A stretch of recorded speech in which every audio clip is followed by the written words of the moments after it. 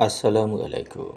আজ ১৩ জানুয়ারি ২০২৬ খ্রিস্টাব্দ, ২৯ পৌষ ১৪৩২ বঙ্গাব্দ, ২৩ রজব ১৪৪৭ হিজরি, মঙ্গলবার। সংবাদ পাঠ করছি মনির হোসেন কামাল। প্রথমেই শুনবেন সংবাদ শিরোনাম। ৫ দিন পরে কমতে পারে শীত। বরগুনায় ডিভাইস সহ ধরা পড়া নারী রিমান্ডে। আমতলীতে এনির মৃত্যু নিয়ে রহস্য। চরকলনীতে গৃহবধূর ঝুলন্ত মরদেহ উদ্ধার। কলাপাড়ায় মোটরসাইকেল চালক নিহত। মাইকিংয়ে রেকর্ড করা হয় লোকবেতারে। শুনলেন সংবাদ শিরোনাম, এবার বিস্তারিত। দেশের কয়েক জেলার উপর দিয়ে মৃদু শৈত্যপ্রবাহ বয়ে যাচ্ছে এবং তা অব্যাহত থাকতে পারে বলে জানিয়েছে আবহাওয়া অধিদপ্তর। সেই সঙ্গে সারা দেশে রাতের তাপমাত্রা সামান্য কমতে পারে। আজকের পূর্বাভাসে বলা হয়েছে, উপমহাদেশীয় উচ্চচাপ বলয়ের বর্ধিত অংশ পশ্চিমবঙ্গ এবং তৎসংলগ্ন এলাকায় অবস্থান করছে। মৌসুমের স্বাভাবিক লঘুচাপ দক্ষিণ বঙ্গোপসাগরে অবস্থান করছে। আজ সকাল ৯টা থেকে পরবর্তী ২৪ ঘন্টার পূর্বাভাসে বলা হয়, অস্থায়ীভাবে আংশিক মেঘলা আকাশসহ সারা দেশের আবহাওয়া শুষ্ক থাকতে পারে। পঞ্চগড়, কুড়িগ্রাম ও নীলফামারী জেলার উপর দিয়ে মৃদু শৈত্যপ্রবাহ বয়ে যাচ্ছে এবং তা অব্যাহত থাকতে পারে। শেষ রাত থেকে সকাল পর্যন্ত দেশের কিছু কিছু জায়গায় হালকা থেকে মাঝারি ধরনের কুয়াশা পড়তে পারে। রাতের তাপমাত্রা সামান্য কমতে পারে এবং দিনের তাপমাত্রা প্রায় অপরিবর্তিত থাকতে পারে। বুধবার সকাল ৯টা থেকে পরবর্তী ২৪ ঘন্টার পূর্বাভাসে বলা হয়, অস্থায়ীভাবে আংশিক মেঘলা আকাশসহ সারা দেশের আবহাওয়া শুষ্ক থাকতে পারে। বিরাজমান শৈত্যপ্রবাহ অব্যাহত থাকতে পারে। শেষ রাত থেকে সকাল পর্যন্ত কোথাও কোথাও হালকা থেকে মাঝারি ধরনের কুয়াশা পড়তে পারে। রাত এবং দিনের তাপমাত্রা সামান্য কমতে পারে। বৃহস্পতিবার সকাল ৯টা থেকে পরবর্তী ২৪ ঘন্টার পূর্বাভাসে বলা হয়, অস্থায়ীভাবে আংশিক মেঘলা আকাশসহ সারা দেশের আবহাওয়া শুষ্ক থাকতে পারে। বিরাজমান শৈত্যপ্রবাহ বিস্তার লাভ করতে পারে। শেষ রাত থেকে সকাল পর্যন্ত দেশের কোথাও কোথাও হালকা থেকে মাঝারি ধরনের কুয়াশা পড়তে পারে। রাত ও দিনের তাপমাত্রা সামান্য কমতে পারে। শুক্রবার সকাল ৯টা থেকে পরবর্তী ২৪ ঘন্টার পূর্বাভাসে বলা হয়, অস্থায়ীভাবে আংশিক মেঘলা আকাশসহ সারা দেশের আবহাওয়া শুষ্ক থাকতে পারে। বিরাজমান শৈত্যপ্রবাহ অব্যাহত থাকতে পারে। শেষ রাত থেকে সকাল পর্যন্ত দেশের নদী অববাহিকার কোথাও কোথাও মাঝারি থেকে ঘন কুয়াশা এবং অন্যত্র হালকা থেকে মাঝারি ধরনের কুয়াশা পড়তে পারে। রাত এবং দিনের তাপমাত্রা সামান্য কমতে পারে। শনিবার সকাল ৯টা থেকে পরবর্তী ২৪ ঘন্টার পূর্বাভাসে বলা হয়, অস্থায়ীভাবে আংশিক মেঘলা আকাশসহ সারা দেশের আবহাওয়া শুষ্ক থাকতে পারে। শেষ রাত থেকে সকাল পর্যন্ত দেশের নদী অববাহিকার কোথাও কোথাও মাঝারি থেকে ঘন কুয়াশা এবং অন্যত্র হালকা থেকে মাঝারি ধরনের কুয়াশা পড়তে পারে। রাত এবং দিনের তাপমাত্রা সামান্য বাড়তে পারে। আবহাওয়া অধিদপ্তর আরও জানায়, আগামী ৫ দিনের রাতের ও দিনের তাপমাত্রা আরও বাড়তে পারে। বরগুনায় সরকারি প্রাথমিক বিদ্যালয় সহকারী শিক্ষক নিয়োগ পরীক্ষার হলে ইলেকট্রনিক ডিভাইস ব্যবহার করার অভিযোগে এক নারীকে গত শুক্রবার হল থেকে আটক করেন নির্বাহী ম্যাজিস্ট্রেট।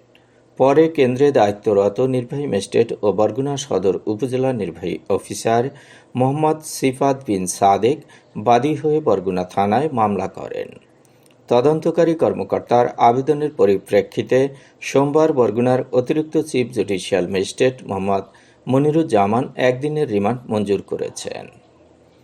শুক্রবার বিকেল 4:30টার দিকে বরগুনা শহরের পৃথক দুটি পরীক্ষা কেন্দ্র থেকে দুজনকে আটক করা হয়।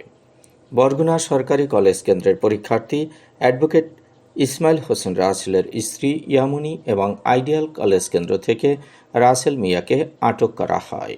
ইয়ামুনির শরীর থেকে কমিউনিকেটিভ ইলেকট্রনিক ডিভাইস, একটি পিন ও সিম উদ্ধার করা হয়। ইয়ামনিকে জিজ্ঞাসাবাদ করার জন্য তদন্তকারী কর্মকর্তা সাইফুল ইসলাম 5 দিনের রিমান্ড আবেদন করেন। বিচারক আসামিকে কারাগারে পাঠানোর নির্দেশ দিয়ে সোমবার আসামির উপস্থিতিতে রিমান্ড শুনানির আদেশ দেন। পরীক্ষার হলে ইয়ামুনি পরীক্ষা দেওয়ার সময় তার গতিবিধি সন্দেহজনক ছিল। বারবার কানের ভেতরে হাত দেয়া, ফিসফিস করে কথা বলতে দেখে নির্বাহী ম্যাজিস্ট্রেটের সন্দেহ হয়। পরে তার কাছ থেকে একটি কমিউনিকেটিভ ইলেকট্রনিক ডিভাইস ও কান থেকে একটি ডিভাইস জব্দ করা হয়েছে। রাষ্ট্রপক্ষের আইনজীবী বরগুনার পাবলিক প্রসিকিউটর মোহাম্মদ নুরুল আমিন জানিয়েছেন, সরকারি প্রাথমিক বিদ্যালয় পরীক্ষায় এ ধরনের অপরাধ রাষ্ট্রের জন্য ক্ষতিকর। রিমান্ড মঞ্জুর হয় এ অপরাধের সঙ্গে কারা জড়িত তা বের হয়ে আসবে। রাসেলকে 7 দিনের কারাদণ্ড দিয়ে কারাগারে পাঠানো হয়েছে। আমতলীতে এনির হত্যা নিয়ে রহস্য দেখা দিয়েছে। ধারণা করা হচ্ছে স্বামীর পরকীয়ার কারণে তাকে হত্যা করা হয়েছে।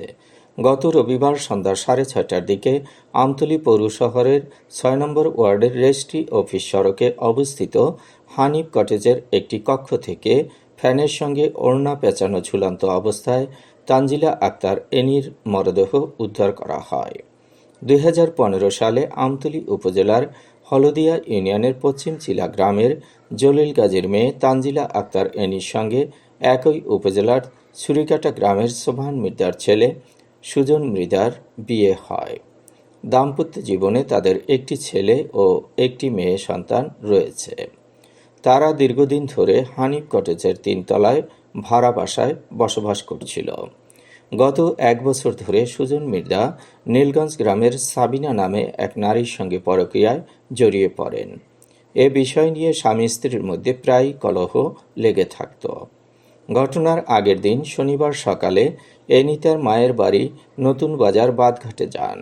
ওই রাতেই বাসায় ফিরে তিনি স্বামী ও সাবিনাকে হাতে নাতে ধরে ফেলেন। এ নিয়ে স্বামী স্ত্রীর মধ্যে মনোমালিন্য ও মারামারি হয়। নিহতের মা রিনা বেগম দাবি করেন, তার মেয়েকে পরিকল্পিতভাবে হত্যা করা হয়েছে। বরগুনার চরকলোনি সড়কে রাবেয়া নামে এক নারীর ঝুলন্ত মরদেহ পাওয়া গেছে। তার স্বামীর নাম জাবের। তিনি পেশায় একজন অটোরিকশা চালক। কেওড়াবুনিয়া ইউনিয়নের আমরাজুরি গ্রামের আব্দুল জলিলের মেয়ে রাবেয়ার সঙ্গে 7 বছর আগে জাবেরের বিয়ে হয়। তাদের 9 মাসের একটি কন্যা সন্তান রয়েছে। রাবেয়া ছিল মানসিক রোগী। দীর্ঘদিন ধরে তার চিকিৎসা চলছিল। সোমবার সন্ধ্যার পরে রাবেয়ার ঝুলন্ত মরদেহ পাওয়া যায়। কলাপাড়ায় ট্রাক চাপায় মোটরসাইকেল চালক আরিফ শরীফ নামে এক ব্যবসায়ী নিহত হয়েছেন। সোমবার রাত 10:40 দিকে মহিপুর থানাধীন ধুলাসার ইউনিয়নের বাবলাতলা বাজার সড়কে এ দুর্ঘটনাটি ঘটেছে। নিহত আরিফ শরীফ বৈলতলী ইউনিয়নের গেন্দু শরীফের ছেলে। মাইকিংয়ে রেকর্ড করা হয় লোকবেতারে। সুমধুর ও সুস্পষ্ট কণ্ঠে মাইকিংয়ের জন্য লোকবেতারের বিকল্প নেই। লোকবেতারের সাউন্ডপ্রুফ স্টুডিওতে করা হচ্ছে গান ও নাটকের রেকর্ড। সেই সাথে লোকবেতারের নামমাত্র টাকায় প্রচার করা হচ্ছে বিজ্ঞাপন। 15 সেকেন্ডের বিজ্ঞাপন প্রচারিত হচ্ছে মাত্র 500 টাকায়। 30 সেকেন্ডের বিজ্ঞাপন 1000 টাকা, 45 সেকেন্ডের বিজ্ঞাপন 1500 টাকা আর 1 মিনিটের বিজ্ঞাপন প্রচার করা হয় মাত্র 2000 টাকায়। নির্ধারিত টাকার বিনিময়ে প্রতিদিন কমপক্ষে 5 বার করে পুরো 1 মাস বিজ্ঞাপন প্রচার করা হবে। মাইকিং ও বিজ্ঞাপনের জন্য যোগাযোগ করবেন 01-7755-6644 নম্বরে। এবারে শুনবেন আবহাওয়ার খবর।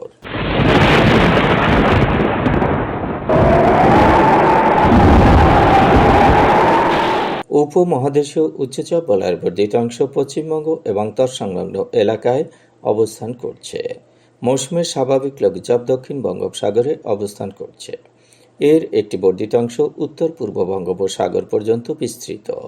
সারা দেশে ঘন কুয়াশা পড়তে পারে। রাত এবং দিনের তাপমাত্রা সামান্য কমতে পারে। আজ দেশের সর্বোচ্চ তাপমাত্রা ছিল সিলেটে 29 ডিগ্রি সেলসিয়াস এবং সর্বনিম্ন তাপমাত্রা ছিল তেঁতুলিয়ায় 7.5 ডিগ্রি সেলসিয়াস। বরগুনার সর্বোচ্চ তাপমাত্রা 26.4 ডিগ্রি সেলসিয়াস, সর্বনিম্ন 5°C। আগামীকাল সূর্যোদয় হবে ভোর 6:44। সংবাদ শেষ করার আগে শিরোনামগুলো আবার পড়ছি। 5 দিন পরে কমতে পারে শীত। বরগুনায় ডিভাইস সহ ধরা পড়া নারী রিমান্ডে। আমতলীতে এনির মৃত্যু নিয়ে রহস্য।